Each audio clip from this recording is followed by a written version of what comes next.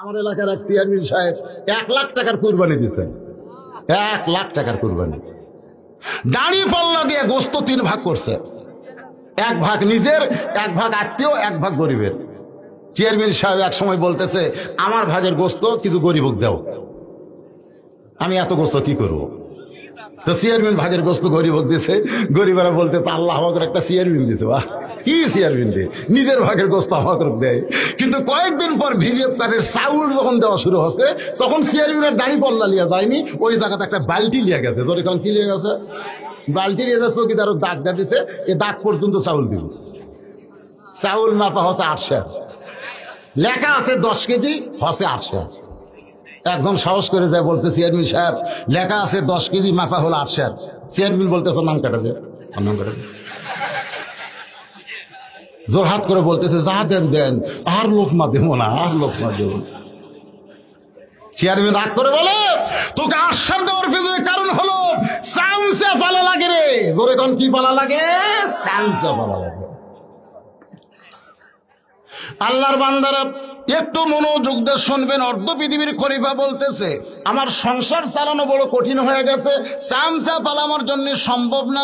জুমার দিনে হযরত ওমর যখন খুতবা দিবেন, এমন সময় মাঝখান থেকে একজন সাহাবী বলে, ইয়া আমির আল মুমিনিন, আপনার খুতবা আমরা শুনবো না, আপনার খুতবা আমরা শুনবো না। ওমর ফারুক চমকে গিয়ে বলতেছে, আমার দোষটা কি? আমার খুতবা কেন শুনবো না? সাহাবী বলতেছে, আমাদেরকে খাটো পাঞ্জাবি দিয়ে আপনি লম্বা জুব্বা পরে খুতবা দিবেন, যতক্ষণ পর্যন্ত লম্বা জুব্বার কাহিনী না বলবেন, ততক্ষণ আপনার খুতবা আমরা শুনব না। আপনি আমাদেরকে খাটো পাঞ্জাবি দিয়েছেন বাইতুল মাল থেকে, আর আপনি লম্বা জুব্বা পরছেন। লম্বা জুব্বার কাহিনী না বলা পর্যন্ত আপনার খুতবা আমরা শুনব না। সঙ্গে সঙ্গে হযরত ওমরের চোখ দিয়ে দর দর করে পানি পড়তেছে। যে ওমর রাস্তাতে গেলে শয়তান 40 দিন যায় না। সুবহানাল্লাহ। সে ওমরের চোখ দিয়ে দর দর করে পানি পড়তেছে। এমন সময় হযরত ওমরের ছেলে আব্দুল্লাহ ইবনে ওমর বাবার পাশে দাঁড়ায় বলে, রে নবীর সাহাবীরা, তোমাদের সকলে নতুন পাঞ্জাবি পরে মসজিদ আইছো, কিন্তু আমার পরনে নতুন জামা নাই। সমস্ত সাহাবের বলে, আব্দুল্লাহ বাইতুল মাল থেকে তুমি কি নতুন জামা পাও নাই? বলে, পাইছি। গভীর রাত্রে বাবা আমার ঘরের দরজায়। আব্দুল্লাহ বলে, যখন ডাক দেয় দরজা করে তাকায় দেখি বাবা একটা পাঞ্জাবি নিয়ে দাঁড়ায় আছে। আমি খুশি হয়ে বললাম, বাবা বাইতুল মাল থেকে একটা পাঞ্জাবি দিছে, আপনি আর একটা গোপনে দিয়ে বেড়াইছেন।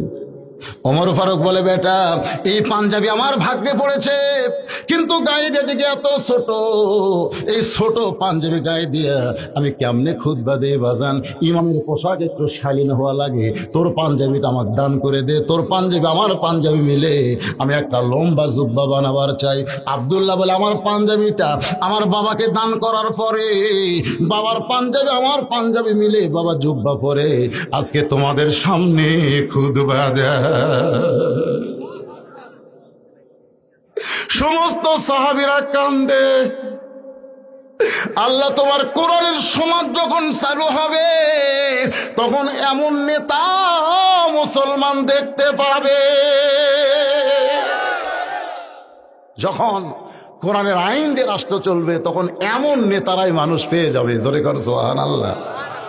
ওমর ফারুক বললেন, মা আমার চামচা পালার কোনো অর্থ নাই। মেয়েটা বলতেছে, আমির আল মুমিনিন, আপনার বহু শত্রু আছে, অন্তত শত্রু থেকে সেফটির জন্য কিছু নিরাপত্তা কর্মী কি আপনার সঙ্গে থাকা দরকার না?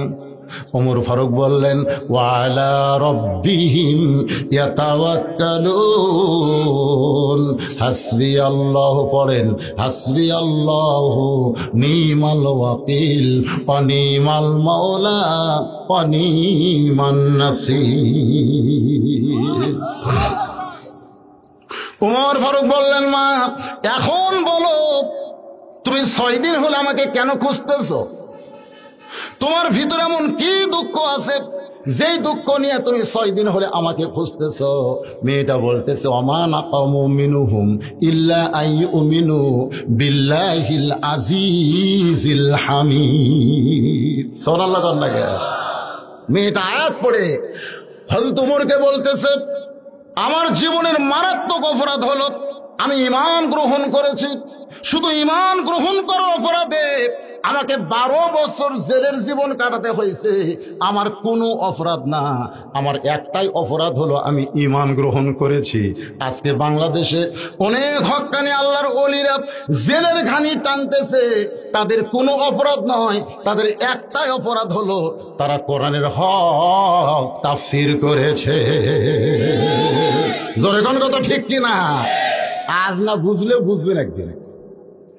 হ্যাঁ, বঙ্গবীর কাদের সিদ্দিকী বলেছে স্বাধীনতার সময় যখন ভারত আমাদেরকে সহযোগিতা করলো, তখন আমি বলেছিলাম আমি কিন্তু স্বাধীনতার পরে ভারতে আবার লুকিয়ে ছিল। বঙ্গবীর কাদের সিদ্দিকীর নাম জানেন না আপনারা? উনি এক ভাষণে বলল যে আমি মনে করেছিলাম ভারত আমাদের সবচাইতে আপন, ভারত আমাদের সবচাইতে আপন, কিন্তু স্বাধীনতার 43 বছর পরে আমি যখন ঘরে যাই, আমার বউকে বলি 1 কাপ চা দাও, বউ বলতেছে একটু ধৈর্য ধরেন। আমি বললাম কেরি, আমি 1 কাপ চা চাই, আমার বউ কয় একটু ধৈর্য ধরেন।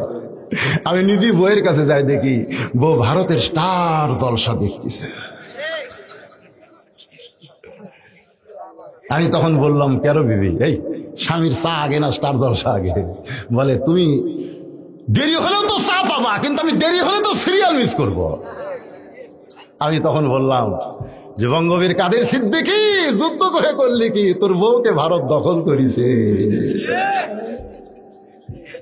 বঙ্গবীর কাদের সিদ্দিকী যুদ্ধ করে করলি কি, তোর বউ কে দখল করছে? আপনাকে গুলা কার দখলে আসা? এখন মায়েরা চিন্তা করতেছে হুজুর আবার ওয়াজ পাল্টাই নাকি। আমি মায়েদের বলবো ইসলামী জলসায় বসে থাকবেন, ওয়াজ শুনবেন, আবার স্টার জলসা দেখবেন, 1 পয়সাও লাভ হবে না। জোরে কোন কথা ঠিক কিনা? আপনারা হয়তো বলবেন হুজুর স্টার জলসা দেখলে ক্ষতি কি? আপনি জানেন স্টার জলসার মধ্যে ভারতেরা নাটক বানাইছে যে প্রত্যেকটা নাটকের মধ্যে ওদের পূজা আছে না নাই? কারণ হিন্দুরা ওদের ধর্মকে এত ভালোবাসে যে ভালোবাসার কারণে মানুষ যেন নাটক দেখেও ধার্মিক হয়, এই জন্য প্রত্যেক নাটকে ধর্মকে উৎসাহ দেয়।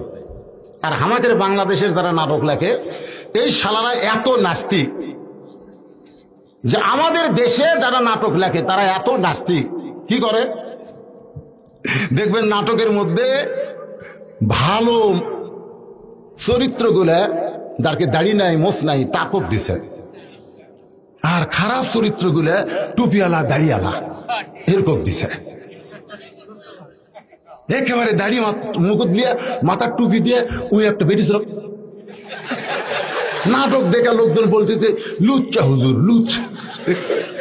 এই শালারা নাস্তিক হওয়ার কারণে ইসলামকে খাটো করার জন্য ভালো চরিত্র দিছে খ্রিস্টান মার্কা লোকদের, আর খারাপ চরিত্র দিছে হুজুর মার্কা সাইজদের। ধরে কোন কথা ঠিক নাস্তিক। এই হুমায়ুন ফরিদি, এটিএম শামসুজ্জামান, এরা একটা মরে গেছে আর একটা মরতেছে। এরা জীবনে করে মাথার টুপি দিয়ে দাড়ি থুইয়া যা লুচ্চাগিরি করছে ভাই। ধরে কোন কথা ঠিক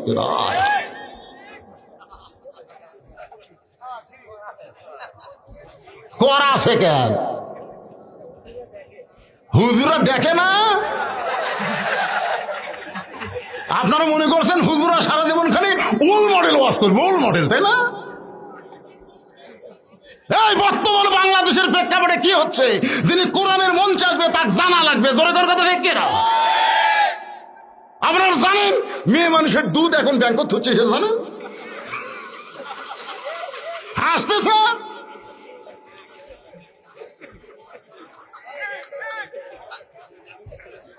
আগে আমরা জানতাম আমার মায়ের যে দুধ পান করবে সে আমার দুধ ভাই দুধ বোন হবে, তাকে আমার বিয়ে করা জায়েজ নাই। জোরে কোন কথা ঠিক কিনা? এখন ব্যাংকত থুয়ে আসতেছে, ব্যাংকত সেটা কাক খিলে বিরে যাই খাবি তাই আমার দুধ ভাই দুধ বোন হবি। এখন আমি বিয়ে কর্ম কাক?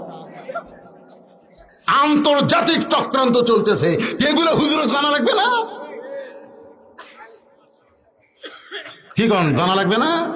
এই আয়াতের আলোকে যে আয়াত নিয়ে আমি ওয়াজ করতেছি এর ভিতর দিয়ে আত্মা করলো হাক্কা তুকাতিহি। একটু মনোযোগ দিয়ে শোনেন, মনে করবেন জামাইয়ের জীবনের শেষ ওয়াজ, এই মনে করে শোনেন।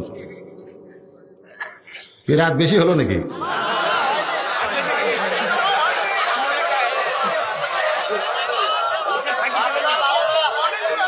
না ঠিকই আছে, আমি তো শেষ করতেছি না, একটু মনোযোগ দিয়ে শুনবেন। ওমর ফারুক মেয়েটাকে বলতেছে, মা তোমার জীবনের দুঃখ কি?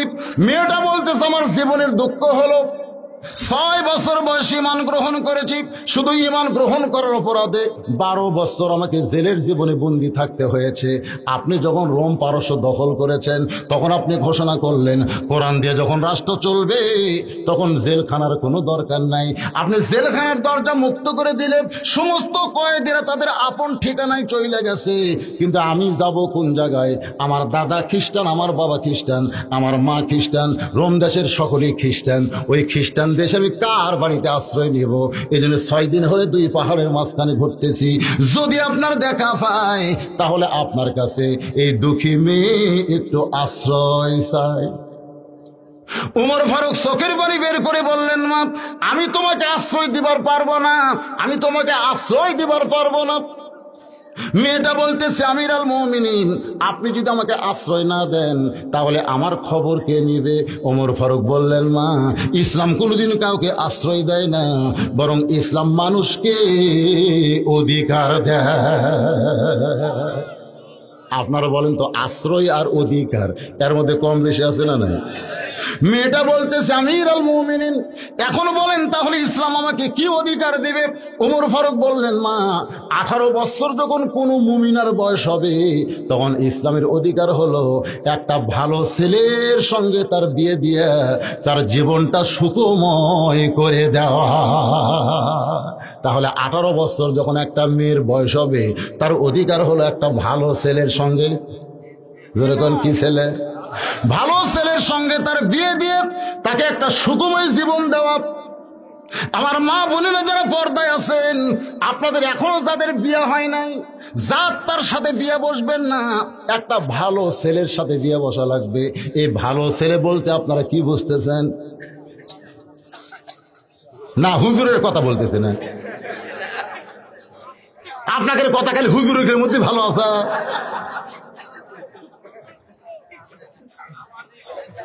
না না ভালো, এটা আমি বলবো তো, কোরআন দিয়েই বলবো, কি শোনা লাগবে না?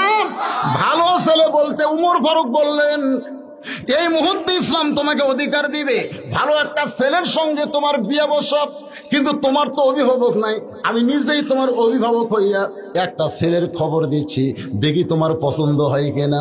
মেয়েটা বলতেছে, আমিরুল মুমিনিন আপনি যেই ছেলেটার খবর দিবেন তার পরিচয় কি? উমর ফারুক বললেন, ছেলেটার নাম হলো আব্দুল্লাহ, ছেলেটার বাবার নাম হলো উমর, ছেলেটা হলো 6 লক্ষ হাদিসের হাফেজ, ছেলেটার গায়ের রং ফর্সা, মুখমণ্ডল গোলাকার, লম্বাই হলো 6 ফুট, শরীর স্বাস্থ্য ভালো, ঢিলা কাপড় পরে। শ্বশুর এলাকা কি বলবো ভাই, এক বিজ্ঞাপন পড়বার যায় দেখি আর এক বিজ্ঞাপন, দেওয়ালত মারাতেছে, এক বিজ্ঞাপন পড়বার যায় দেখি আর এক বিজ্ঞাপন। তা আমি এই বিজ্ঞাপন শেষ করে ওটার দিকে যাই, দেখি লেখা আছে আপনি ছোট জিনিস বড় করবেন।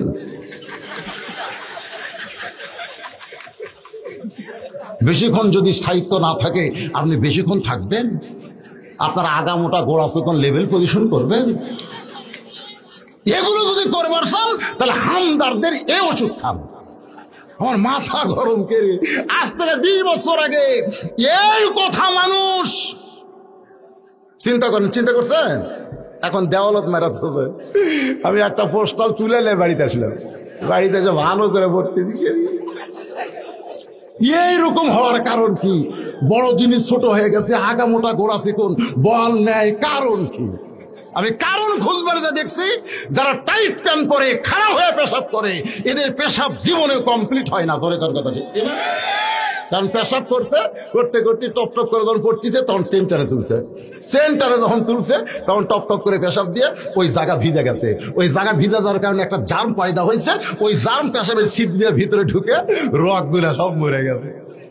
আর এমন টাইট পোশাক পরছে, যন্ত্র সবসময় কাট করা হয়, তো কাটতই হবি। এই জন্য ঢিলা ঢালা, এখন ঢিলা ঢালা পোশাক পরে। 7 বছর বয়স থেকে নামাজ ধরছে, সুবহানাল্লাহ কর। কোনদিন দাড়িতে খুর ঠেকায়নি, মোচ কোনদিন বাড়েনি, এমন একটা ছেলে, হাদিসের হাফেজ আব্দুল্লাহ ইবনে ওমর, এই ছেলের প্রস্তাব তোমারে দিচ্ছি মা, তুমি কি তাকে স্বামী হিসাবে কবুল করতে চাও? মেয়েটা বলতেছে, আমিরুল মুমিনিন, আপনি কইলেন একটা ভালো ছেলের সঙ্গে বিয়ে বসার অধিকার আছে, আপনি যেই ছেলেটার প্রস্তাব দিলেন ওই ছেলের চাইতে ভালো ছেলে কি আর নাই? ওমর চমকে উঠছে। আপনি যে ছেলের খবর দিলেন, আপনি বলেছেন একটা মেয়ের অধিকার হলো ভালো ছেলের সঙ্গে বিয়ে বসা, তো আপনি যে ছেলের প্রস্তাব দিচ্ছেন এই ছেলের চাইতে ভালো কোনো ছেলে কি আর নাই? উমর ফারুক যখন চুপ মেরে গেছেন, এমন সময় মেয়েটা বলতেছে, আমিরুল মুমিনিন, আমার কাছে একটা ছেলের খবর আছে, আপনি দেখেন তো সেই ছেলেটা কেমন। উমর ফারুক বলে, মা, তোমার কাছে যেই ছেলেটার খবর আছে তার নাম কি? মেয়েটা বলতেছে, তার নাম হলো হোসাইন, বাবার নাম হলো আলী, আর মায়ের নাম হলো ফাতেমা, নানার নাম হলো মুহাম্মাদুর রাসূলুল্লাহ।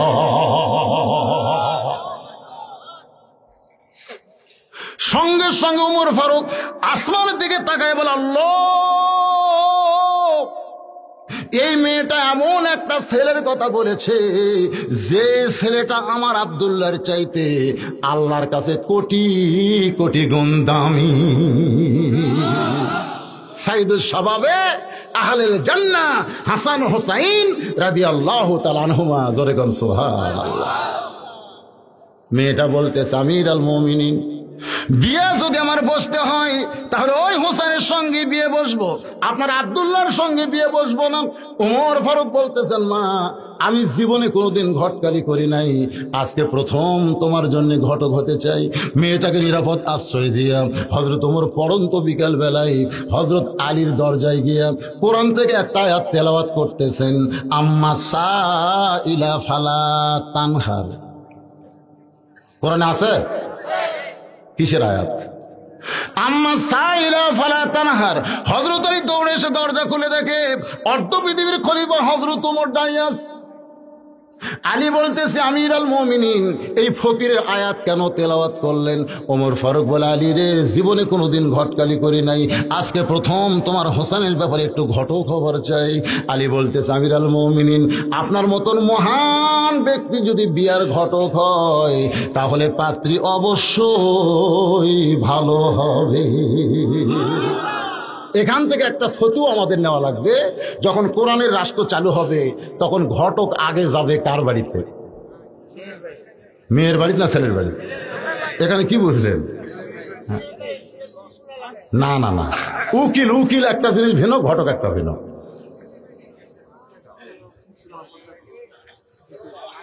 না না, মুরব্বী মানুষ তো একা হ্যাঁ ওঠে।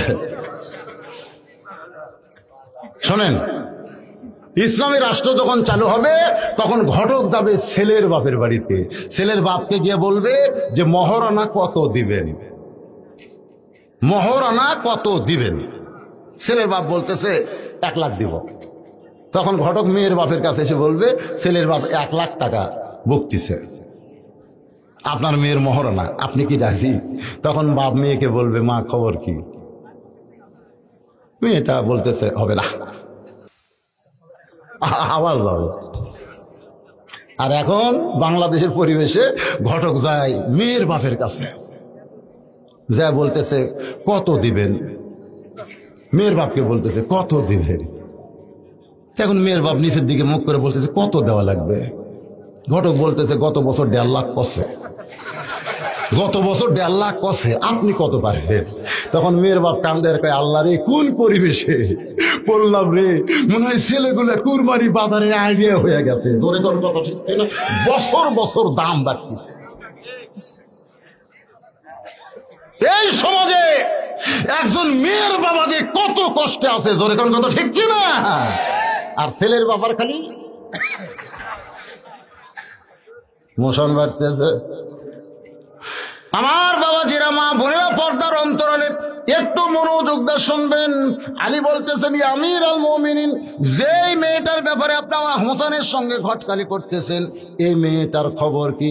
ওমর ফারুক বললেন, 6 বছর বয়সে ঈমান গ্রহণ করেছে। 12 বছর ইমানের পরীক্ষা দিয়েছে।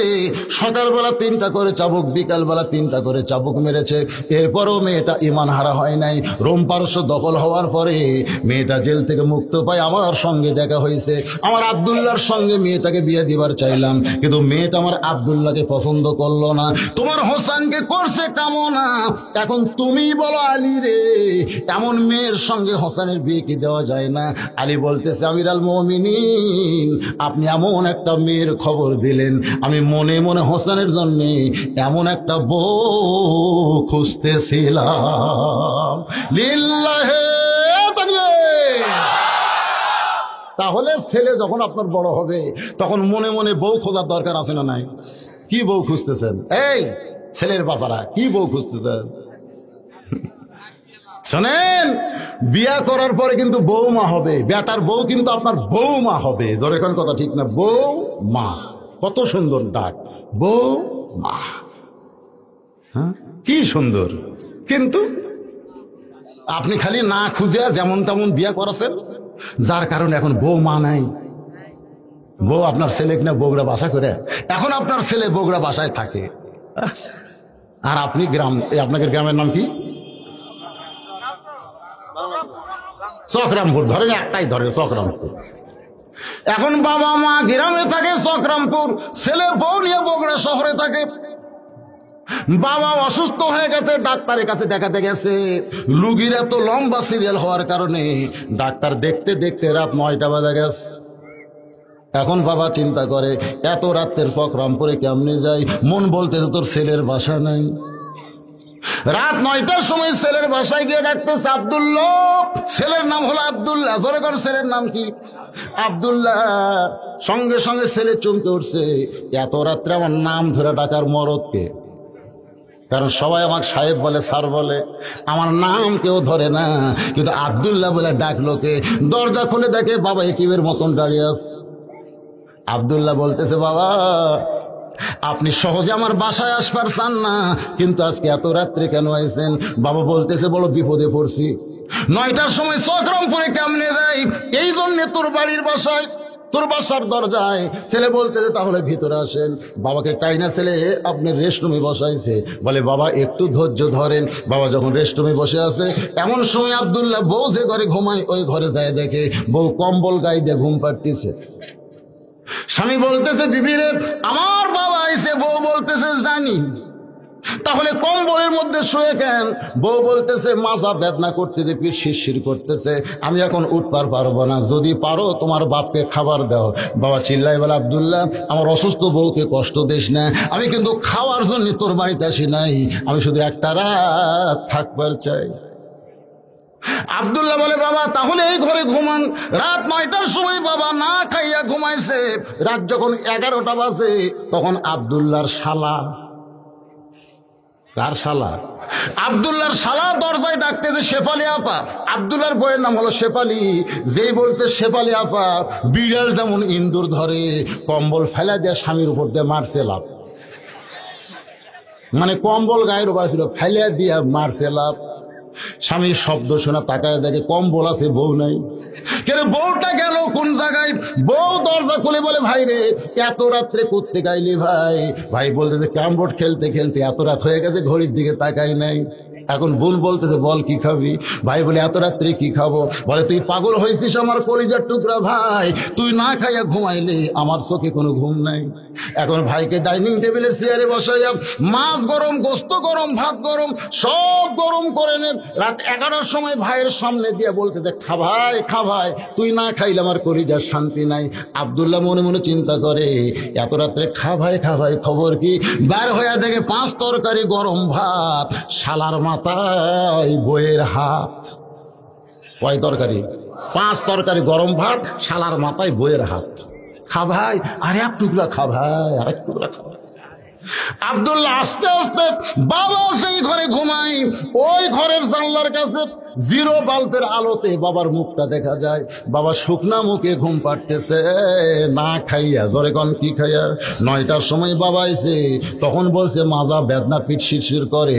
আর এখন 11টার সময় শালার সামনে 5 তরকারি গরম ভাত, আর বাবার মুখের দিকে তাকায় দেখে বাবা শুকনা মুখে ঘুম পাড়তেছে। আব্দুল্লাহ বারবার তাকায়। এমন সময় আল্লাহর কোরআন, এই কোরআন সামনে এসে বলতেছে ওয়াকাযা রব্বুকা আল্লাহ তা'বুদু ইল্লা ইয়াহু ওয়া বিল ওয়ালিদাইনি ইহসানান। আব্দুল্লাহ রে, আল্লাহর পরেই হলো তোর বাপ মা। জোরে কোন সুবহানাল্লাহ। আল্লাহর পরেই হলো বাপ মা। আল্লাহ বলেছেন আমার ইবাদতের মধ্যে কাউকে তোমরা ঢোকাবে না। ইবাদতের পরেই হলো বাপ মার প্রতি ইহসান করা, দয়া করা, ভক্তি করো। রে আব্দুল্লাহ, তোর বাবা না খাইয়া তোর লেখাপড়া করাইছে, মাটির বিছনায় তোর বাবা ঘুম পেড়ে তোকে খাট বানাই দিছে। আজকে সেই বাবা তোর না খাইয়া ঘুম পাড়তেছে, আর তোর বইয়ের, তোর শালার সামনে 5 তরকারি গরম ভাত। তোর কি করার কিছুই নেই? আল্লাহর কোরআন আব্দুল্লাহর ঘুমন্ত বিবেককে জাগ্রত করে দিয়েছে। জোরে কোন সুবহানাল্লাহ। আব্দুল্লাহ গোটা বাসা খুঁজে দেখে 1.5 হাত একটা লাঠি আছে। 1.5 হাত একটা কি আছে? লাঠি হাতে নিয়ে বলতেছে পরিবেশ খারাপ, পরিবেশ খারাপ। লাঠি দেখা যাবে কিন্তু ব্যবহার করা। নারী নির্যাতনের কেস আছে, পুরুষ নির্যাতনের কোনো কেস নাই। আপনারা বলেন বইয়ের দ্বারা পুরুষ নির্যাতন হয় না? যখন শ্বশুর আসে তখন দেখবেন বউ বাপের জন্য মাছ, মুরগি, গরু সব খান আব্বা, খানা বাবা, আর এক টুকরা খান বাবা। যখন স্বামীর বাপ আসে তখন 15 দিন আগেকার পুরানা বিস্কুট, যেটা শিখতে লাগতে শিখতে, সেটা এখন শ্বশুরের সামনে বউ দিছে, খান আব্বা, খান আব্বা। কি মনে করতেছেন?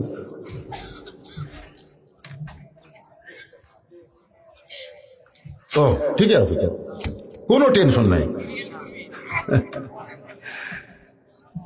অসুবিধা হচ্ছে না তো। এখন ঘড়ির দিকে তাকায় দেখতেছি রাত 11:30, কিন্তু আপনাকে চেহারা দেখে মনে হচ্ছে কেবল রাত 8টা বাজতেছে। ভাব দেখে তাই মনে হচ্ছে না?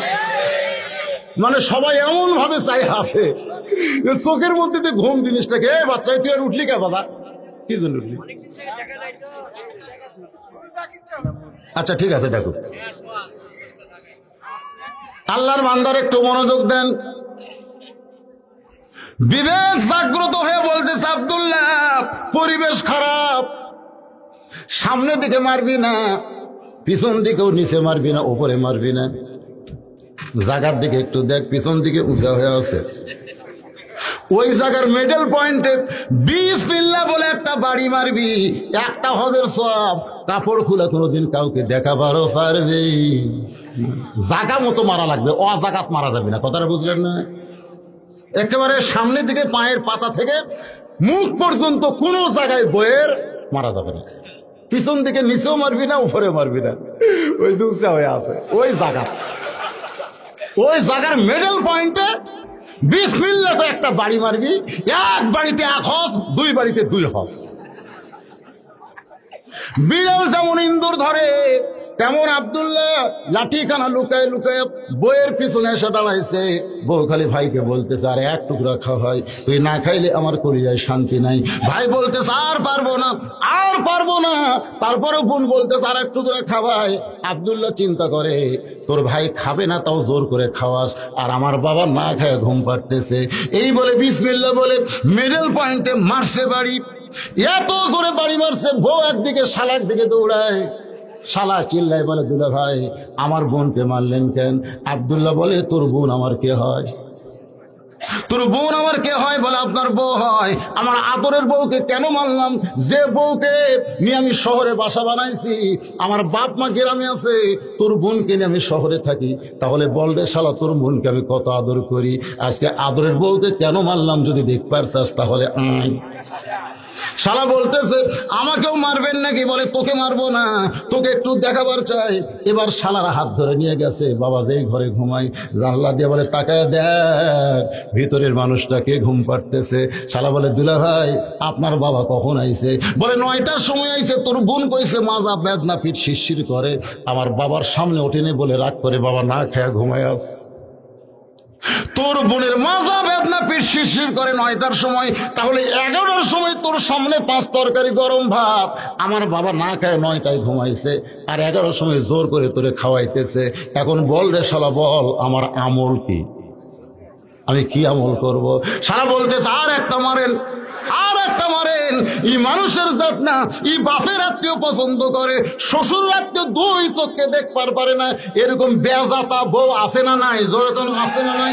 মাঝে মধ্যে ওদের পাশার উপর একটা করে বাড়ি দেওয়া দরকার, আপনি একটা হজের সওয়াব পাবে। তবে অন্য জায়গাত মারলে কিন্তু কেস খাবেন। আমি কিন্তু জায়গা দেখে দিলাম, কথাটা বুঝলেন না? ওই জায়গা কাপড় খুলে কোনোদিন দেখাবারও পারবি না, লুজ তুই ঠিকই দেখাবার পারবি না। বাগান একটু মনোযোগ দিয়ে শোনেন। হযরত আলী বলতেছে, আমির আল মুমিনিন, আমি মনে মনে যেমন একটা মেয়ে খুঁজতেছিলাম, আজকে সেই একটা মেয়ে আমি খুঁজে পাইলাম। ওমর ফারুক বলে, আলী ভাই, তাহলে আল্লাহ আমার ঘটকালি কবুল করেছে, আসো 2 জন কোলাকুলি করি। হযরত আলীর হযরত ওমর যখন কোলাকুলি করতেছে, এমন সময় হযরত হোসেন ঘর থেকে বাইরে এসে বলে, ও মুরব্বীরা, আপনার 2 জন যেইভাবে কোলাকুলি করতেছেন, মনে হয় বিয়ে আপনারাই করবেন। যেই কইছে মনে হয় বিয়ে আপনারাই করবেন, উমর ফারুক চেহারা রক্তের মতন লাল করে বলে, হোসাইন, তোমাকে কিছুই বলার মতন সুযোগ আমার নাই, আমার জবান বন্ধ, কারণ তুমি এমন একজন ব্যক্তি, জান্নাতি যুবকদের সর্দার। জোরে কোন সুবহানাল্লাহ। কিন্তু হোসাইন, এমন কথা বললে কি আমরা কষ্ট পাই না? আমিও তোমার মুরব্বী, তোমার বাবাও তোমার মুরব্বী, আমরা 2 মুরব্বী মিলে যদি সিদ্ধান্ত নেই, তুমি কি মুরব্বীর সিদ্ধান্ত গ্রহণ করবো না? হোসেন বলতেছে, আপনি আমার মুরব্বী, আমি সম্মান করি, আমার বাবা আমার মুরব্বী, আমি সম্মান করি, কিন্তু আসল মুরব্বী হিসাবে আমার নানাকেই শুধু আমি মানি। মারাত্মক কথা বলেছে। আপনাকে মুরব্বী আমি জানি, আমার বাবা মুরব্বী আমি জানি, কিন্তু আসল মুরব্বী হিসাবে আমার নানাকেই শুধু আমি মানি। একমাত্র নানা ছাড়া অন্য কাউকে মানা যাবে না। আজকে খালি 2 মুরব্বী হওয়ার কারণে তবলিগের মধ্যে মারামারি। জোরে কোন কথা ঠিক কিনা? খালি মুরব্বী বেশি হয়েছে। এতদিনে 1 মুরব্বী ছিল, কোনো মারামারি নেই। এখন 2 গ্রুপের 2 মুরব্বী, একটা হলো এতাতি, একটা হলো অজাহাতি। জোরে কোন কথা ঠিক কিনা? একদল বগুড়া বিশেষ দেবে করবার চায়, আর এক দলকে ককটেল মরমরে এসি পুলিশ পাঠিয়ে দিয়েছে, একটারও হবে না, একটারও হবে না। কুল হে রাসূল, আপনি বলেন, ইন কুনতুম তুহিব্বুনাল্লাহ ফাত্তাবিউনি, কেউ যদি আল্লাহর গোলামি করতে চায়, আল্লাহকে পাওয়ার চায়, আপনাকে ছাড়া পাওয়ার কোনো উপায় নাই। এজন্য যাকে তাকে মুরব্বী মানা যাবে না, একমাত্র মুরব্বী হলো মুহাম্মদুর রাসূলুল্লাহ। আমার এলাকায় একজন জিকির করতেছে, আমার দয়াল বাবার দরবারেতে কেউ ফিরে না খালি হাতে, আল্লাহর ধন খাজাক দিয়া আল্লাহ আছে গায়ে হইয়া, খাজারে তোর দরবারেতে কেউ ফিরে না খালি হাতে। আমি বললাম, ভাইজান এটা কোন তরিকা? বলছে, হুজুরেরা জানেন না, এটা চিশতিয়া তরিকা। তোর কপালও ঝাঁটার বাড়ি মারা দরকার। তরিকা একটাই, আল্লাহর হুকুম অনুযায়ী চলা লাগবে, হুকুম মোতাবেক হুকুম মানতে হবে, নবীর তরিকা মোতাবেক চলতে হবে। ধরে কোন কথা ঠিক কিনা? এত তরিকা বানানোর কোন নিয়ম ইসলামে নাই। ওমর ফারুক বলে, হোসেন তুমি কি বুঝাবার চাও? হোসেন বলতেছে, আমির আল মুমিনিন, আমি কয়েকদিন আগে স্বপ্নে আমার নানাকে দেখেছি, আমার নানা ঘরের মধ্যে ঘুম পাড়তেছে। আমি তখন দরজা দিয়ে বললাম, নানু ভাই, আমি আপনার হোসাইন একটু ঘরের মধ্যে ঢুকতে চাই। আমার নানা বলতেছে, এখন তোর জন্য দরজা খুলবো না, আমি জান্নাতে আরাম করতেছি। হোসেন বলে, আমির আল মুমিনিন, আমার নানা যখন বলতেছে আমি জান্নাতে আরাম করতেছি, আমি চিন্তা করলাম ভাঙ্গা ঘরের মধ্যে ঘুম পাড়ে, আর নানা কয় জান্নাতে আরাম করি। এই জান্নাতটা কেমন দেখার জন্যে আমি আস্তে করে জানলার ফাঁক দিয়ে তাকায় দেখি, আমার নানি উরাতকে বালিশ বানায় দিছে, সেই বালিশের উপরে, উরাতের উপরে আমার নানা মাথা দিয়ে আছে, নানি চুলের মধ্যে হাত দিয়ে বিলকি কাটতেছে। আমি রাগ করে বললাম, নানা ভাই, নানির উরাতকে বালিশ বানায় শুয়ে থাকলে কি জান্নাতে থাকা যায়? যায়। আমার নানা বলে, হোসাইন তুই ছোট্ট মানুষ, বুঝবি না, তোর নানির মতন বউ যদি কেউ ঘরে পায়, ওই ঘরটা যেন আল্লাহর জান্নাত হয়ে যায়। আমির আল মুমিনিন, আমার নানা যেমন বিয়ে করে ঘরটা জান্নাত পাইছে, আমার বাবা যেমন বিয়ে করেছে। ও বাবা, আপনি বলেন তো, আমার মা আপনার কেমন বউ ছিল? আমার মা আপনার কেমন বউ ছিল? আমার নানা যেমন বিয়ে করেছে, আমার বাবা যেমন বিয়ে করেছে, আমি হোসাইন তেমন একটা বিয়ে করতে চাই। ভাবিয়া করিও কাজ, করিয়া ভাবিও না। বিয়া করার আগেই ভাবা লাগবে, বিয়া করার পরে ভাবা লাভ হবে না। কথা কোন ঠিক কিনা? এখনো যারা বিয়া করেননি ভাই, এই বাঁচার বুদ্ধি আছে, দেখে শোনা বিয়া করেন। আপনি দেখেন, আপনার বাপক পাঠান না। আমার এলাকার ঘুরে বলতে, হুজুর এ পর্যন্ত 21টা দেখছি, কিন্তু পছন্দ হচ্ছে না। তা আমি বললাম, বুড়া বয়সে আবার বিয়ে করবেন নাকি? না হুজুর, আমার জন্য না তো, আমার ছেলের জন্য। তো তোর ছেলের জন্য তুই 21টা বউ দেখছিস কেন? 21টা বউ কি হবে দেখলি? লাইয়া ছেড়ে দেখছি, লাইয়া ছেড়ে দেখতে, মানে বেটার বউ দেখবার তাই বুড়ে লুচ্চা হয়ে গেছে। যখন কি হয়ে গেছে, ওই 21টাকে 100টা দেখলেও তো পছন্দ হবে না। ওর মন চাচ্ছে আর একটা দেখি, সালা সাফাত খালি জুতা মারা দরকার। তোর বেটা বিয়ে করবি, তুই 21টা দেখিস কেন? এরকম লুচ্চা বাপ আছে না? নাই, জোরে করে আছে। এটা সম্পূর্ণ ইসলামের খেলাফ। আল্লাহর বান্দারা একটু মনোযোগ দিয়ে শুনবেন। হোসাইন বলতেছে, আমার নানা যেমন বিয়ে করেছে, আমার বাবা যেমন বিয়ে করেছে, আমি তেমন একটা মেয়ে বিয়ে করতে চাই। ওমর ফারুক বলে, হোসাইন আমি যে মেয়ের ঘটকালি করতেছি বাবা, সে মেয়েটা তেমন হতে পারে। হোসাইন বলতেছে, হতে পারে বললে হবে না, হওয়া লাগবে। ওমর ফারুক বললেন, বিয়ে করার আগে কেমনে হবে বুঝবা? হোসাইন বলতেছে, অবশ্যই বোঝা যাবে। আমি সিদ্ধান্ত নিয়েছি, আমি সেই মেয়েকে বিয়ে করব যে মেয়ে আমার 3টা প্রশ্নের উত্তর দিবার পারবে। আমি মেয়েটাকে 3টা প্রশ্ন করবে, উত্তর দিবার পারলে বুঝবো মেয়েটা আমার নারীর মতো হবে, উত্তর দিবার পারলে বুঝবো মেয়েটা আমার মায়ের মতো হবে। জোরে কোন সুবহানাল্লাহ। ওমর ফারুক বলে, হোসাইন তুমি যে 3টা প্রশ্ন করবে, সেই প্রশ্নগুলো কি? হোসাইন বলতেছে, শুধুমাত্র মেয়ে ছাড়া অন্য কারো কাছে প্রশ্ন আউট করবো না। ওমর ফারুক বলে, আলী তোমার হোসেন যে 3টা প্রশ্ন করবে, এই প্রশ্ন সম্পর্কে তোমার জানা আছে? আলী বলতেছে, জীবনে প্রথম শুনলাম। সুবহানাল্লাহ। জীবনে প্রথম শুনলাম। ওমর ফারুক কানতে কানতে মেয়েটার ঘরের দরজায় গিয়ে বলে, মা আমার ঘটকালি আল্লাহ কবুল করলো না, আমার আব্দুল্লাহর সঙ্গে বিয়ে বসরে মা। মেয়েটা বলতেছে, আপনি বলেছেন সবচাইতে ভালো ছেলের সঙ্গে বিয়ে বসা অধিকার, তাহলে আমার অধিকারকে আমি খর্ব করব না, আপনার আব্দুল্লাহকে আমি বিয়ে করতে পারবো না।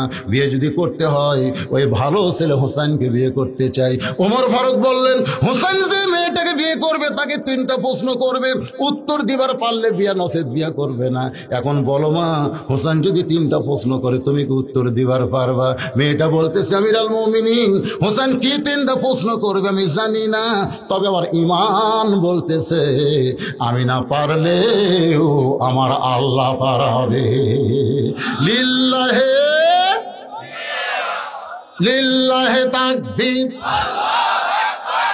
এমন কথা বলেছে, কি প্রশ্ন করবে আমি জানি না, তবে আমার ঈমান বলতেছে আমি না পারলেও আমার আল্লাহ পারাবে। আপনাদের ঈমানের খবর কি? আমার এলাকার প্রত্যেকটা লোক একই কথা কয়, আর হবি না হুজুর, যতই চেষ্টা করেন আর হবি না। আমি বললাম, কি হবি না? হুজুর বর্তমান প্রধানমন্ত্রী যতদিন বেঁচে আছে ওই জায়গাত কেউ যাবার পারবি না। লেখালেন হুজুর, লেখালেন। এই যে ঢাকা সিটি কর্পোরেশন নির্বাচন হচ্ছে কি হচ্ছে না, আগে রেজাল্ট দিয়ে দিতে, আগে রেজাল্ট দিতে যতই ধারে শীষ ডালারে খাওয়া নাই রে। মানে আমাদের ইমানটা এমন পর্যায়ে গেছে, একটাই কথা হবি না। জোরে কর কথা ঠিক ভাই জান। আপনি জানেন আমি তখন বগুড়া ছিলাম, একেবারে 5 তলা দুটো বলতেছে 2 কোটি টাকা খরচ করে বাসা বানাচ্ছি, 5 তলা দুটা কম্বল গাওয়ার দেখায় আমাকে নাম হয় কে? এমন ভাবে কম্বল চোখে মুখে দিছে, কোরিয়ান কম্বলটা। আমার নামাইকে, আমার বাড়ি, আমার ঘর, ইচ্ছা মতো ঘুমপা। কিন্তু যখন শেষ রাত্রে 48 সেকেন্ডের একটা ভূমিকম্প আছে, ওই তো কম্বল।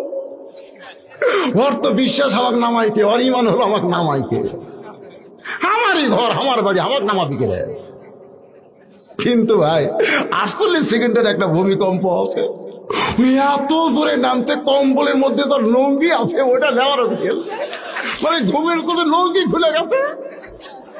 ওই এত জোরে নামছে, একে লঙ্গি ছাড়াই নিচে আসে তখন দাঁড়াতে জনগণ তো লঙ্গি কোথায়?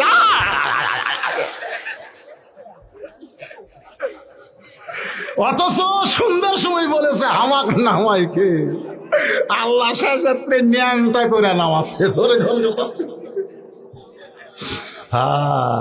এজন্য আমার সঙ্গে বলেন তুইজ্জু মান তাশা, বলেন তুইজ্জু মান তাশা ওয়া তুযিল্লু মান তাশা বিয়াদিকাল খায়র ইন্নাকা আলা কুল্লি শাইইন কাদির।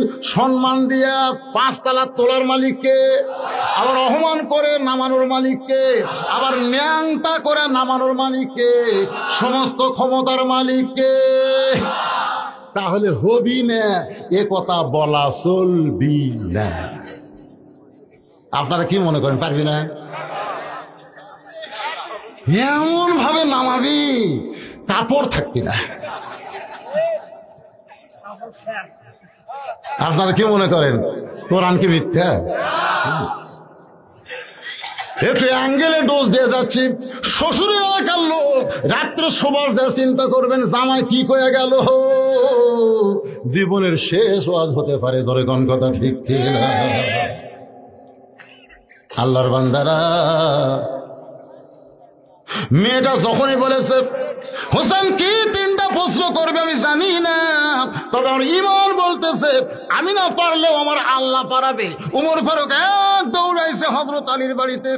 আলী বলতেছে আমির আল মুমিনিন, কিছুক্ষণ আগে কানতে কানতে গেলেন, জীবনের ঘটকালি আল্লাহ কবুল করে নাই, এখন আবার হাসতে হাসতে কেন দরজায়? উমর ফারুক বলে আলী রে, তারিখ করতে এসেছি।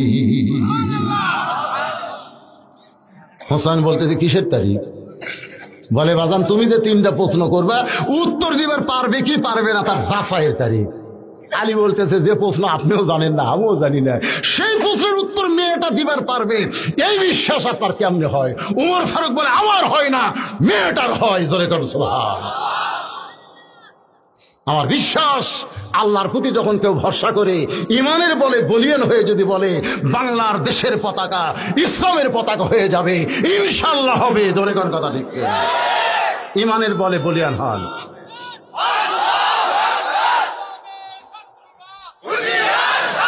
লিল্লাহে তাকবীর। তাকবীর দেওয়ার মতন দেওয়া লাগবে, মেনা তাকবীর দেওয়াতে আমাকে বিপদ হয়ে গেছে। কি কোন মেনা দিলে হবে? ওই সাইড থেকে দিচ্ছে, জনগণ বুঝবি ওরাই কয়জন, ওরাই কয়জন, ওরা কয়জন কিরে? কোরআনের মাহফিলে আমরা আওয়ামী লীগ, বিএনপি, জাতীয় পার্টি, জামাত সব দলের লোক থাকতে পারি। জোরে কথা ঠিক কিনা? তাকে পারি কি পারি না? হ্যাঁ, আমি আপনাদের বোঝানোর জন্য বলতেছি। এই যে হাতের 5 আঙ্গুল দেখছেন, এক এক আঙ্গুল এক এক কাম করে, করে না? মনে করেন এই যে বড় আঙ্গুল এটা আওয়ামী লীগ মনে করেন, আর এই সাইডে এটা হলো বিএনপি, এটা হলো জাতীয় পার্টি, আর এই কিনি লোক হলো পীর মুরিদি যা আছে আর সব মিলে কিনি লোক, আর জামাত ইসলাম যুদ্ধ অপরাধী বুড়া লোক মনে করে। আপনি যদি কাউকে পথ দেখান তখন কিন্তু এই জাতীয় পার্টিতে দেখান লাগবে। না, যখন আপনি বিজয় হবেন, পরীক্ষায় গোল্ডেন এ প্লাস পাবেন, তখন জাতীয় পার্টি আওয়ামী লীগ এক হইয়া বিজয়ের চিহ্ন দেখান লাগবে। যখন আপনি কান চুলকাবেন তখন কিন্তু পীর মুরিদি দিয়ে চুলখান লাগবে।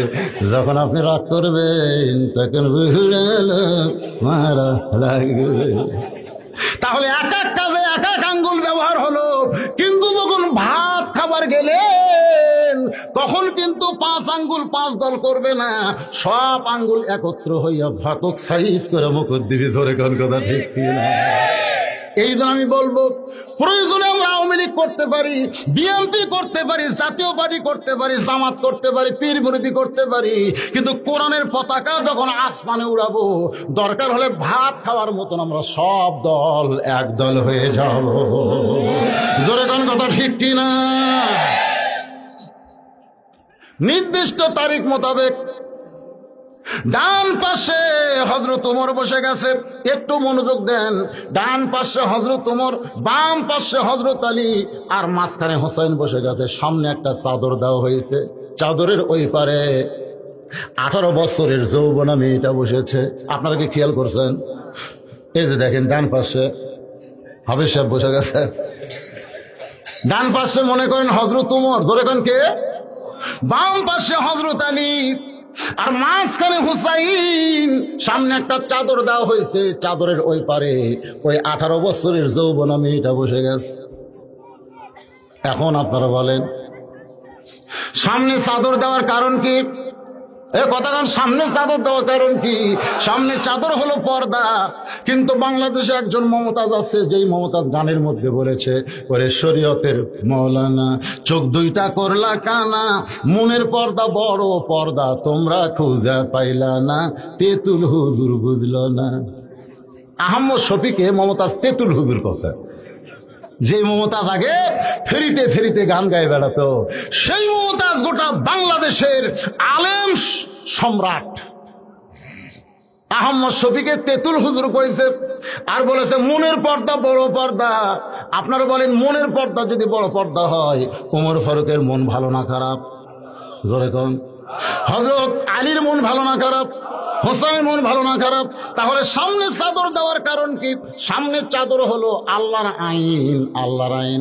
আমার মা বোনেরা যারা পর্দায় আছেন, মা কথা বন্ধ করে একটু মনোযোগ দিয়ে শোনেন। ওমর ফারুক বলে, হোসাইন এখন তুমি প্রশ্ন শুরু করো। হোসেন বলতেছে, রে মেয়ে তুমি একলা একলা বসে আছো, তাই বলে মনে করো না তুমি একলা হয়ে গেছো, বরং আমি হোসাইন বড় একলা হয়ে গেছি। ওমর ফারুক বলে, হোসাইন তোমার ডান পাশে আমি বসে আছি, বাম পাশে তোমার বাবা বসে আছে, তুমি কেমনে একলা হয়ে গেলে? হোসেন বলে, রে মেয়ে আমার দুই পাশে দুইজন মহামানব দেহ নিয়ে বসে আছে, কিন্তু মনে মনে এই দুইজন তোমার পক্ষ নিয়েছে। খালি ভোটের দিনে পুলিং প্রিজাইডিং হইয়া লাভ না, মনে মনে অন্য এক জায়গা সিল মেরা দিছে। ধরে কম ঠিক কিনা? দুইজন বসে আছে দুই সাইডে, আপনারা বলেন তো কার পক্ষে? কথা কর না কেন, কার পক্ষে? ওমর ফারুক কার পক্ষে? হযরত আলী কার পক্ষে?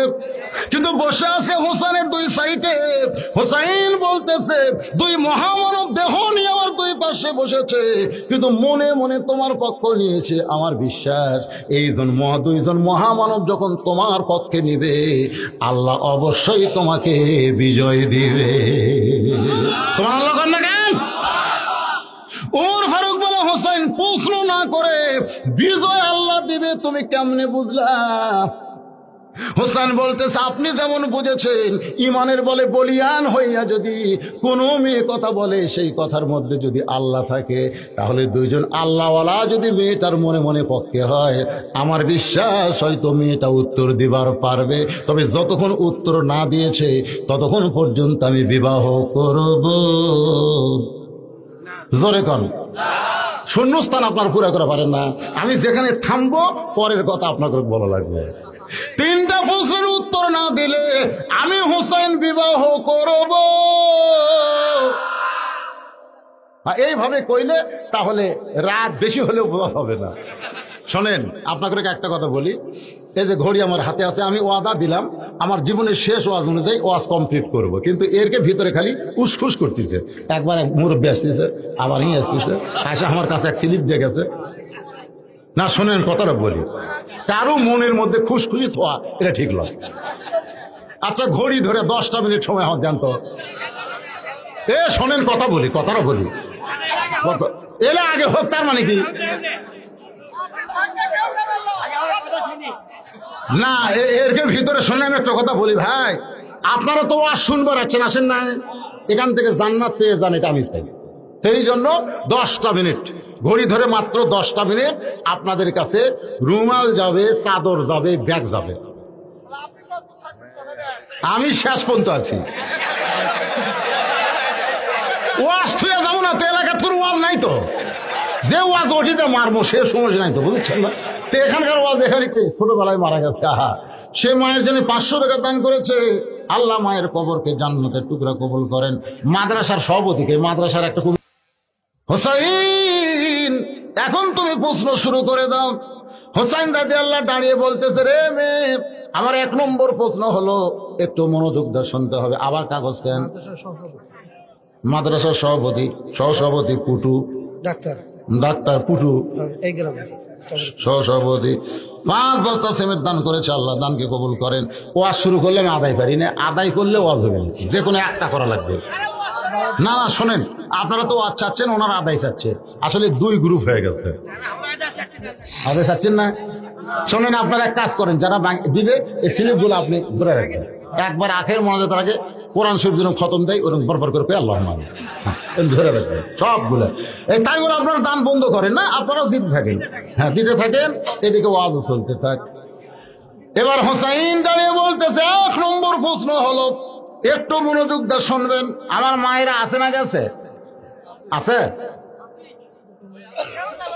হ্যাঁ, আমার মায়েদের জন্য একটু মনোযোগ দিয়ে শুনবেন। মা, 1 নম্বর প্রশ্ন হলো, রে মেয়ে, আমার মাকে তুমি জানো? হোসেন বলতেছে, আমার মাকে তুমি জানো? সঙ্গে সঙ্গে হতালি চমকে উঠছে, কারণ ছেলের সঙ্গে বাবা আছে না নাই? এখানে আছে না নাই?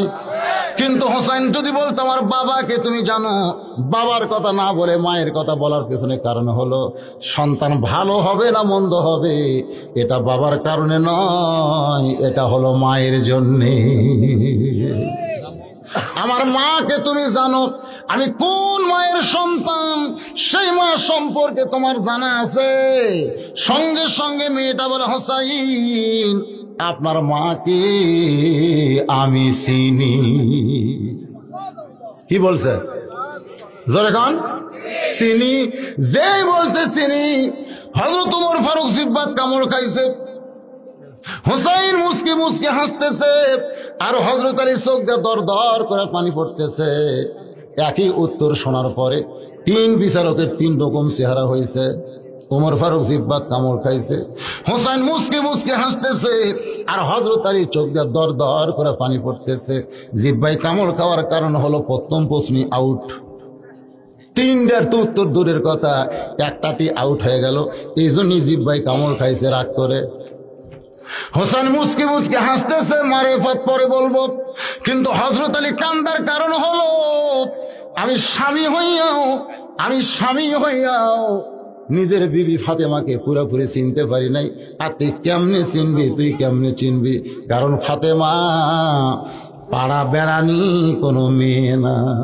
আজকে আপনার বউকে, আমার বউকে অনেকে চিনে না, গল্প করে না, অমুকের বউ, সেই রকম রে, সেরকম। আমাদের পাড়ার মধ্যে ওর বউ 1 নম্বর, চেহারায়, ফেস কাটিং এ এত সুন্দর একটাও না। শোনেন, কারো বউ নিয়ে যদি কেউ এরকম কয়, ওই স্বামী কোনোদিন জান্নাত যাবে না, কোনোদিনও না। তোর বউয়ের খবর পাড়ার লোক কেমনে জানে?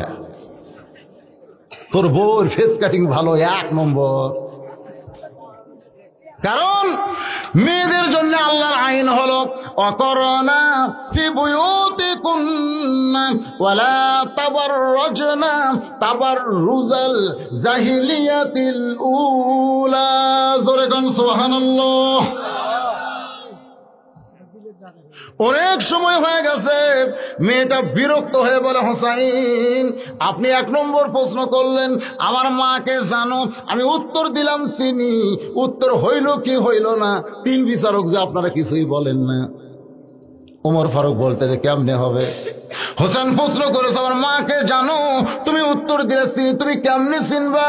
কেন হোসেন মা এমন একজন নারী, যার কবর কোন জায়গায় আজও পর্যন্ত দুনিয়ার মানুষ খুঁজে পায় নাই। রাতের অন্ধকারে পর্দার কারণে বিদায় নিয়েছে, রাতের অন্ধকারে তাকে দাফন করা হয়েছে। হযরত আলী কবরে মাটি দেওয়ার পরে যখন বলতেছে, আল্লাহ, নবীর মেয়ে ফাতেমা এমন পর্দা নিশি গভীর অন্ধকারে কবর দেওয়া হলো, এই কবরটাও গোপনে দেওয়া হলো, আল্লাহ আমার ফাতেমাকে তুমি কবুল করে নাও। এই কথা বলে যেই তাকাইছে দেখে সামনে কয়েকটা পুরাতন কবর দেখা যায়। হযরত আলী বললেন, আল্লাহ, এইমাত্র ফাতেমার কবর দিলাম, সেই কবর গেল কোন জায়গায়? গায়েব থেকে কে যেন বলতে, চালি রে, আমার ফাতেমা পর্দা নিশি, আমি আল্লাহ ফাতেমার কবর কেউ কিয়ামত পর্যন্ত পর্দা করেছি। আর সেই ফাতেমাকে বললি আমি চিনি। তুই কেমনে চিনবি? তোর বাড়ি হলো রোম দেশে, তুই জেলখানায় বন্দি ছিলি 12 বছর, তাহলে তুই ফাতেমাকে কেমনে চিনবি? এই উত্তর তুই কেমনে দিলি মা? এই জন্যই তো 1 নম্বরে আউট। সঙ্গে সঙ্গে মেয়েটা বলে, হোসাইন, আপনার মায়ের চোখের ভুরু জোড়া ছিল, আপনার মায়ের বাম গালে কালো একটা তিল ছিল, থুতুনির তলে লাল একটা দাগ ছিল। সঙ্গে সঙ্গে হযরত আলী চিৎকার করে বলে, মা, যা বলছিস বলছিস আর বলিস না, এ জায়গায় একজন পর পুরুষ আছে। সুবহানাল্লাহ। কেমন আপনার বলেন তো, যা বলছিস বলছিস আর বলিস না, এই জায়গায় একজন পরপুরুষ আছে। এই পরপুরুষের নাম কি? হযরত উমরের মতন মহান ব্যক্তি যদি পরপুরুষ হয়, তাহলে মুরিদের বইয়ের কাছে পীর কোন পুরুষ? চিন্তা করেন, যে উমর সম্পর্কে নবী বলেছে আমার পরে কেউ যদি নবী হতো লাকানা উমর, সে উমর যদি পরপুরুষ হয়, তাহলে মুরিদের বইয়ের কাছে পীর সাহেব কি পুরুষ? আর কথা কয় না, মহাপুরুষ। হ্যাঁ, আজকে অনেক মুরিদ তার বুক দিয়ে পীরের খেদমত করে নে, বলে এটা তো পীর না, এটা হলো বাবা। একই মানুষের বেশি বাবা হওয়া লক্ষণ ভালো না খারাপ?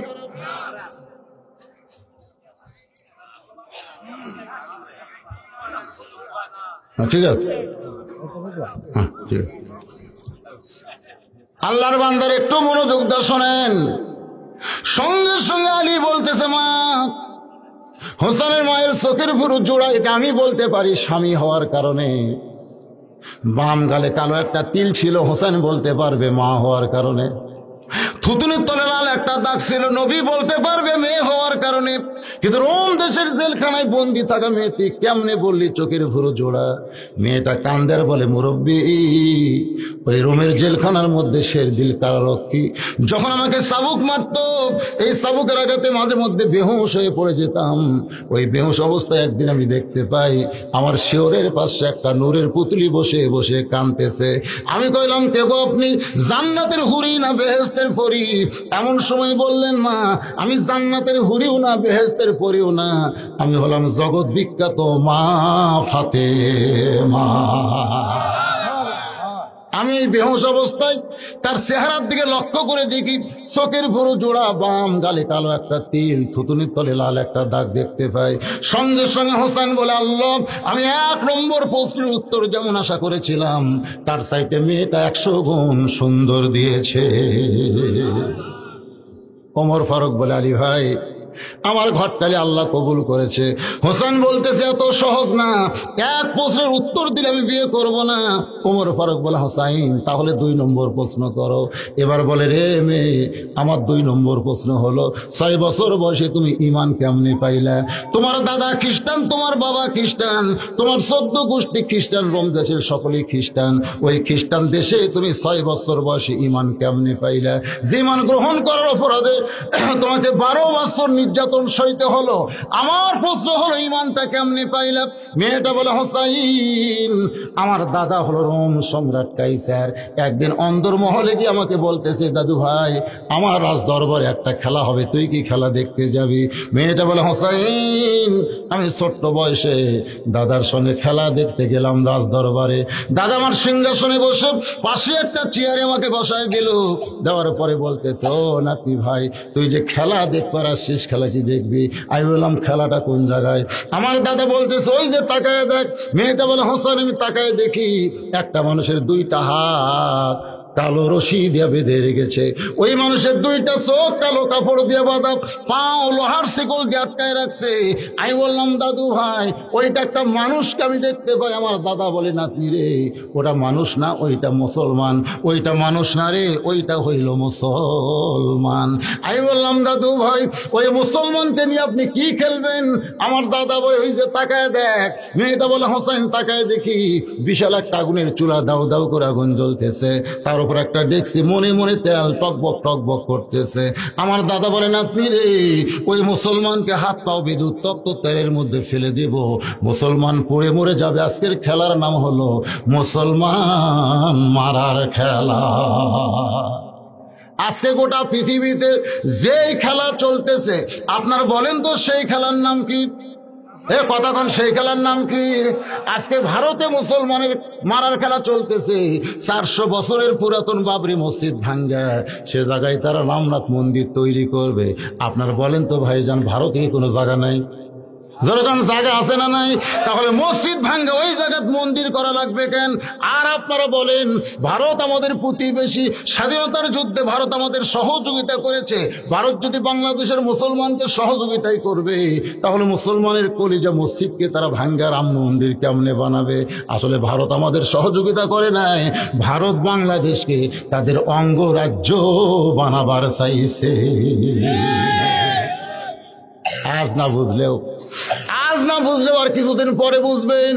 বর্তমানে একটা ইসকন নামে একটা ইসকন, জোরেকার নাম কি? ইহুদি খ্রিস্টানের হিন্দু এরা মিলে একটা দল করেছে, সে দলের নাম দিতে ইসকন। আপনি জানেন সেই দলের সামনে কি কর্মসূচি, তারা কি করবে 2-4 বছরের মধ্যে আপনারা বুঝতে পারবেন।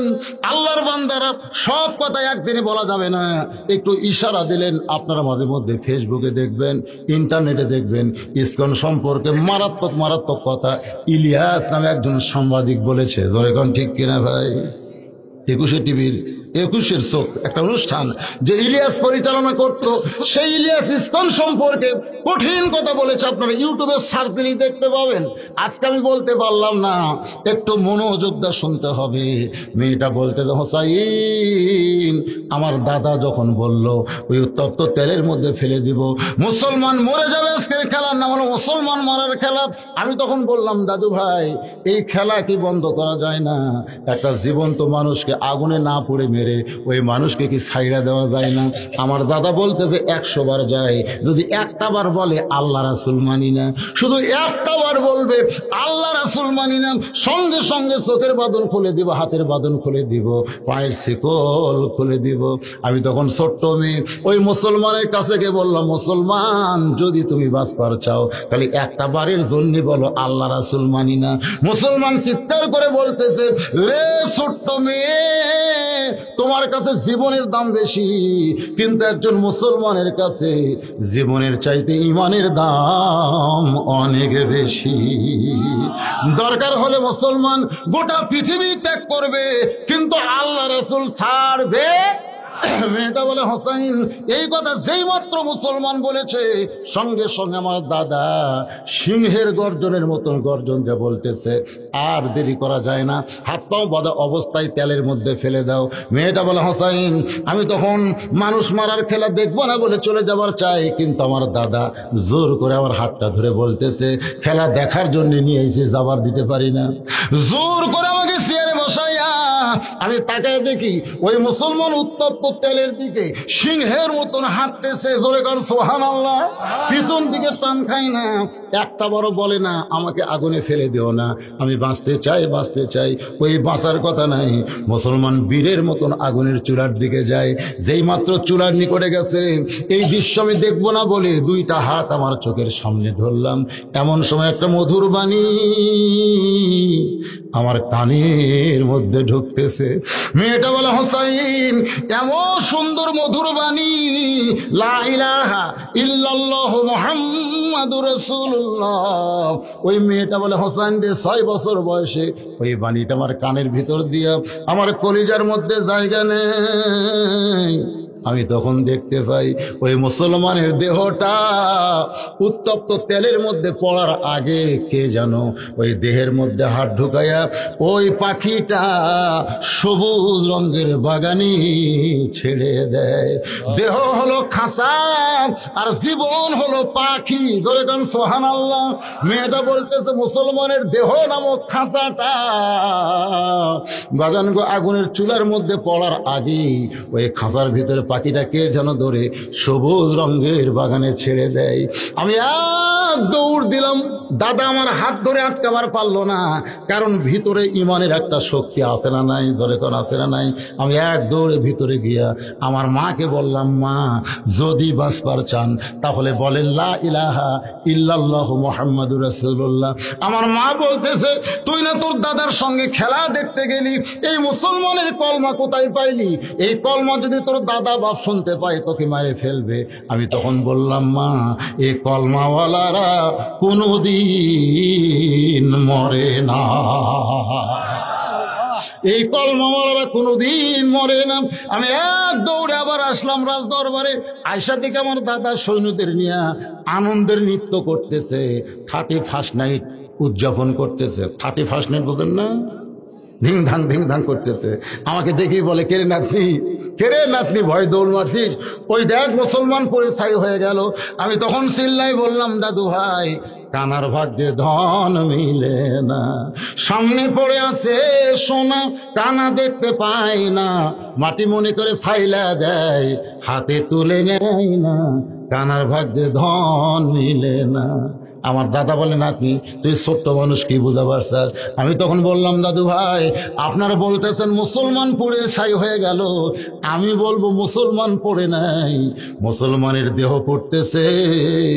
আর মুসলমান এখন ইল্লিন নামক জান্নাতের বাগানে পাখি হয়ে কিয়ামত পর্যন্ত উড়ে বেড়াবে। আমার সোনার ময়না পাখি, শোনেন নাই গান? শোনেন নাই? আমার সোনার ময়না পাখি, খাসা খানা কবরে দিয়া জান্নাতে উইড়া গেলি নাকি রে আমার সোনার ময়না পাখি। মেয়েটা বলে, হোসাইন ওই রোম রাজ্যের মধ্যে একটা মুসলমানকে হত্যা করা দেখে ওই মুসলমানের মুখের কলেমা আমার কানের মধ্যে কলিজার মধ্যে ঢুকে যাওয়ার কারণে আমি ঈমান গ্রহণ করেছি। সঙ্গে সঙ্গে হোসেন বলে, আল্লাহ আমি 2 নম্বর প্রশ্নের উত্তর যেমন আশা করেছিলাম এ মেয়েটা তার চাইতে 1000 গুণ সুন্দর দিয়েছে।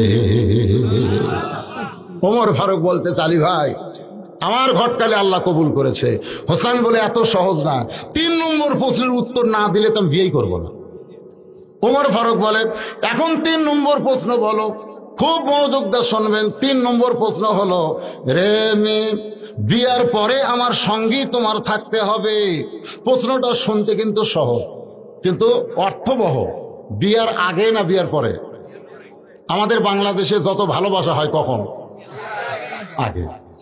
আপনারা বলেন তো, বিয়ার আগে যে কামগুলা করে এগুলা কি জায়েজ না হারাম? আমাদের বাংলাদেশের মুসলমানেরা হারাম বেশি করে না কম করে? বেশি বেশি। কি করেন আপনি? কম করে?